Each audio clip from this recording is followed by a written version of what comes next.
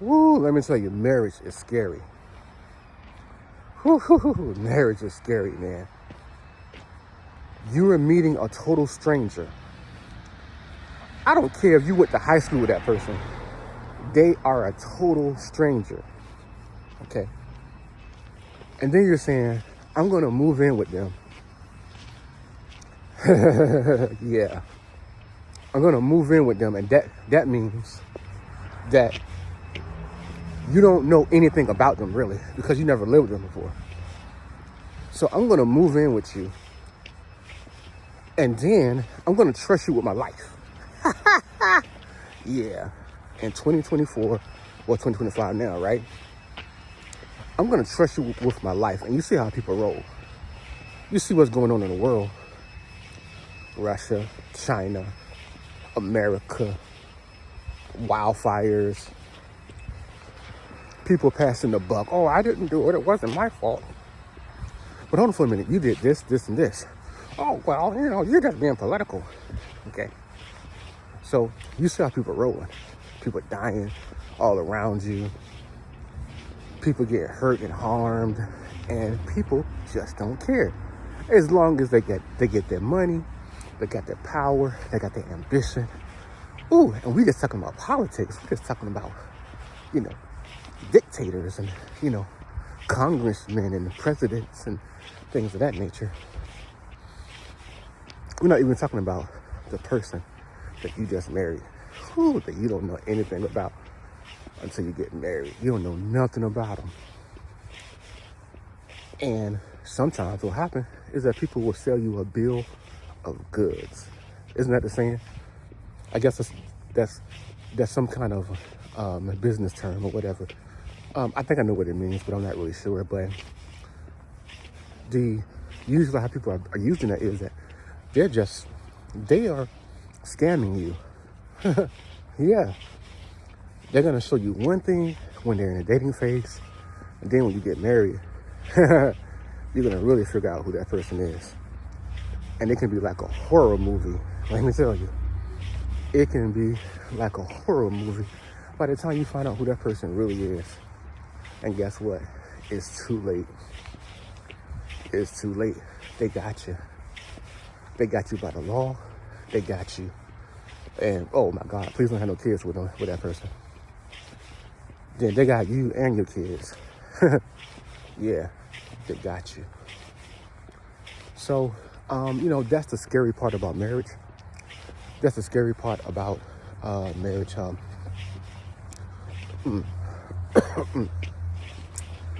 And, there are people who have great marriages.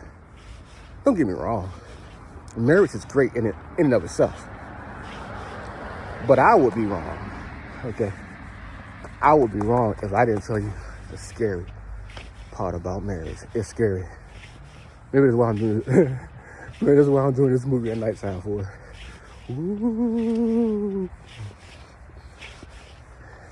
But for real though. So I like to be positive. So that was the negative part. So let's be positive. How can you, because I'm a person who's been married for almost 15 years now. And how can you, a person who's unmarried, personally, I don't know if I want to get married ever again. I do. I do want to get married again. I do. But, boy, it's scary. It really is scary. Like, cause I'm gonna have to do this whole thing over again. I'm gonna have to find a new person. As wonderful as they may seem, it's kind of like, I don't know. So this is what I would do again if I were to get married, ever get married, right? First of all, pray. Number 2, do not overlook warning signs that God will send to you, because God will send you some warning signs. Most of the time, you will have some warning signs that will show you that this person is not for you, or this person has some things that they really need to work on. And you need to find out before you get married to that person whether or not that person is actually psychologically, ready to get married, because not everybody is psychologically or morally, that's a good one. Not everyone is psychologically or morally ready to get married.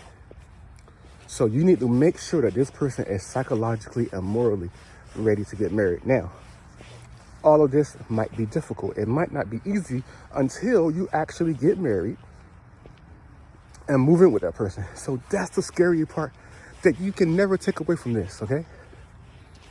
Not everyone is great in interpreting what God is trying to tell them, okay?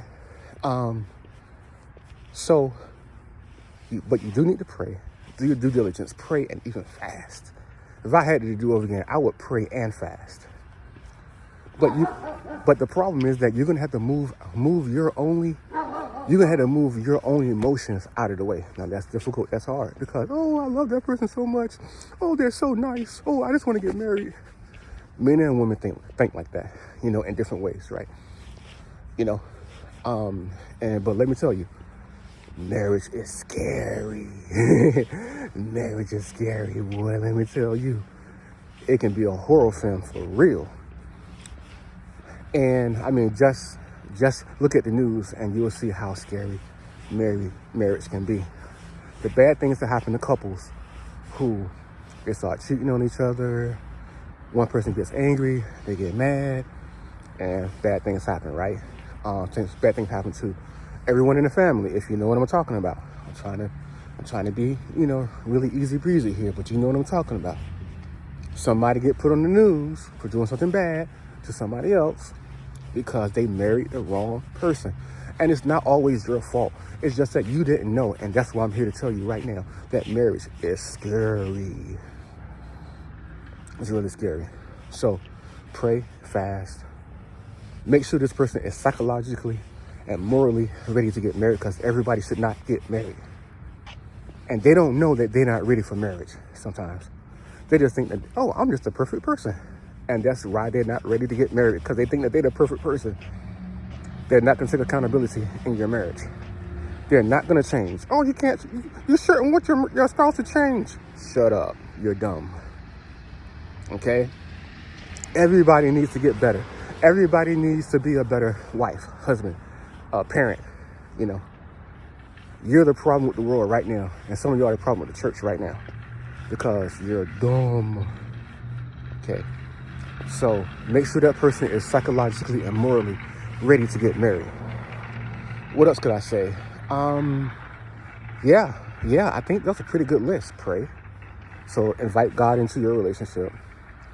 But also, make sure that person is psychologically and morally ready to get married, because they might be crazy. You might be marrying someone who needs a psychological checkup. Okay? But then also, watch for the warning signs that God gives you about this person. This person is probably going to give you some warning signs that they're not ready to get married. So usually you want that person to be ready for life themselves. You want this person to be self-sustained themselves. Now, it doesn't mean that you're not going to find someone who is a great person. They might not be all that much self-sustained, meaning that they're an adult and okay, that's a good one. Instead of not being self-sustained, quote unquote, make sure that person is an adult. That's a great one right there. If you're going to marry someone, make sure that person is on their grown man, on their grown woman. Okay? That's going to be very important. If they're not fully there, you need to make sure that person is going to grow, at least going to grow into that. Talk to them about it. Be like, hey, okay, now look, I see you don't like to wash the dishes. Okay? I see that you don't like to, work. Whatever it is, you know what I'm saying? So it's going to drive you crazy. All right? It's going to drive you crazy when you find out that you married a little boy or a little girl and they don't want to grow up. So I think that's a pretty good list. I got to go. But go ahead and give me a like, subscribe, follow, give me a comment. Tell me what you think. Because I'm telling you right now, marriage can be very scary. So if I were to get married again, Guess what I would do? I would, I'm not gonna get married. I don't care how pretty she is, how nice she look. You know what I'm talking about? Coca-Cola, whatever. You know what I'm saying? Coca-Cola bottle, whatever. I don't care. If I were to get married again, the biggest thing that I don't want is a headache. Life is too awesome and God is too good. Be blessed.